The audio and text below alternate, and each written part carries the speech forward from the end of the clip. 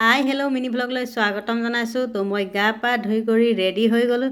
এফালে ভাগিন ছোৱালীও কলেজলৈ ওলাই গ'ল। এতিয়া মই ঘৰত অকলে আছোঁ। বাও ওচৰতে মানুহ ঘৰত মানুহ মৰিছে, তো তালৈকে গুচি গ'ল।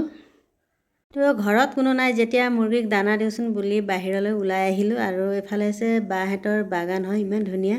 আৰু মুৰ্গীটো তিনিটাহে, কিন্তু ইমান দানা লাগে। দানা মই বেছিকৈ নাপালোঁ, ক'ত থৈছে নাজানো। তো মুৰ্গীটো তিনিটাহে, ইফালে এটা মুৰ্গী 5 কেজি মানৰ হ'ব, ডাঙৰ জাত হয় এইটো। তো ইমান ভাল লাগিছে, ওচৰত আহে মানুহৰ পিছে পিছে দৌৰি থাকে।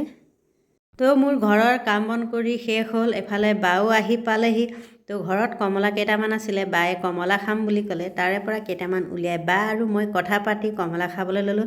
যিহেতু কমলাৰ ছিজন আৰু বহুত মিঠা, কমলাটো খাই বহুত ভাল লাগিছে। এইজোপা ফুল প্লাষ্টিকৰ লেখীয়া, আৰু এইফালে গোলাপ ফুলো আছে বগাটো, ইমান ধুনীয়া। তো মোৰ ভিডিঅ'টো ইমানতে শেষ কৰিছোঁ। যদি ভাল লাগিছে পুনৰবাৰ লগ পাম নেক্সট ভিডিঅ'ত। বাই।